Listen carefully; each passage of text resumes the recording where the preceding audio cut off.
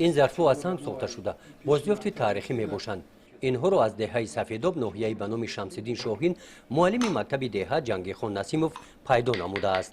1 متر جا بریم خیلی خاک کندیم هموار کردیم که همراه آموزگار نظر فادینه همین چیزا را ما یافت کردیم. یا لالی دیگر هم داشت.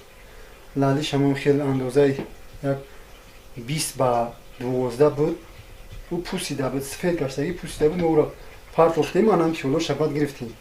در دهه سفیداب جماعت دهاتی شوراباد ناحیه به نام شمس‌الدین شاهین این گونه نگاره‌های تاریخی زیاد یافت گردیدند. خبوری سفالی را هم از همین دهه پیدا کردند. با گفت معلم در دهه سیستم خط آبیاری موجود بود. سفیداب بالا تاریخی است. من در اینستیتوت تکمیل اقتصاد شهر کلاب در یک خریطه کهنه خیلی دیده بودم در برابری هولبوک و شهر سیاد در عصرهای 19 سفیداب بالا آباد بوده است.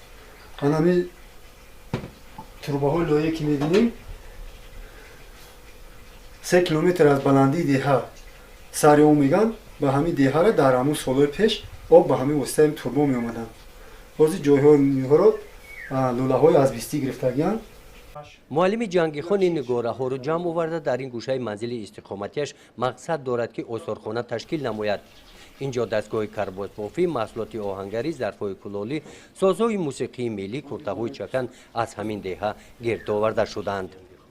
گزارش خواجه نظریف خدای نظر ظهورов از ناحیه به نام شمس‌الدین شاهین برای برنامه اطلاعاتی نوید.